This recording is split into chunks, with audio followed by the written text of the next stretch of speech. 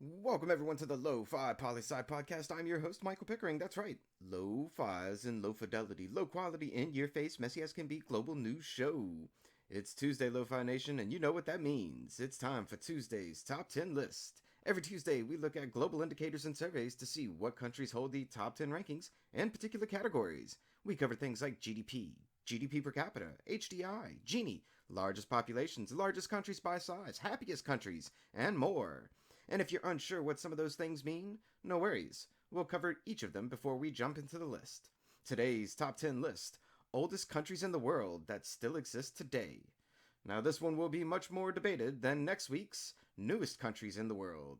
But now, to the list, followed directly by our discussion on why this is a hard list to make and why it really may not matter at all. Coming in at number 10 is San Marino. Number 9, Portugal. Number 8, Sudan. Number 7, Armenia. Number 6, Vietnam. To the bottom 5 we go. Number 5, China. Number 4, India. Number 3, Japan. Number 2, Ethiopia. And coming in as the oldest country in the world that still exists today, I know you guessed it, it's Egypt. Now, why is this such a hard list to compile, first off? Because there's so many different ways you can go. For instance, you could go oldest countries that have continuously been around and still exist today, or oldest countries that still exist today even if there were periods in the middle that they did not exist, or oldest countries that have continually existed regardless of the name of their country, or how about oldest countries that still exist today and must have the same name throughout its existence? Some examples?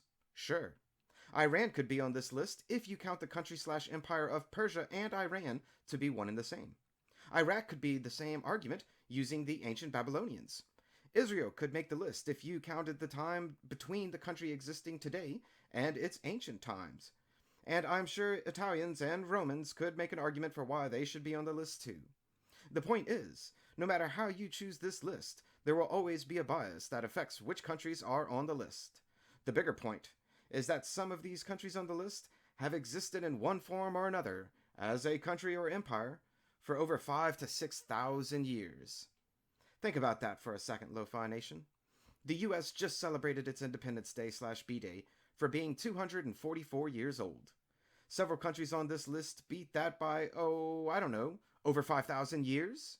Makes you think. What some people call history, many other people in the world look at as recent or current events. Now to our next question. Who cares how old countries are? Why does this even matter? And for this question, believe it or not, Lo-Fi listeners, I cannot provide you a good answer from a political science perspective. If you look at countries from a developmental standpoint, meaning how developed are the countries, time is always an important variable to consider, in so much that certain institutions in a country do take time to develop. However, there are so many other significant variables that also determine levels of development, especially when you consider how you measure development itself. So in short, I can't tell you why this is an important list, but I can tell you it's an interesting list to me. I liked making it, and it makes me think about how old human civilization really is, and all the great things we've learned from ancient cultures around the world. Do a search on some of these countries from the list. See what you find. You may be surprised. And that's this Tuesday's Top 10 list. Always remember that Lo-Fi Poli Sci is more than just me. It's the we that we be.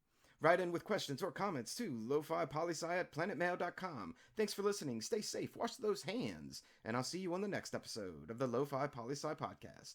Pickering, signing off.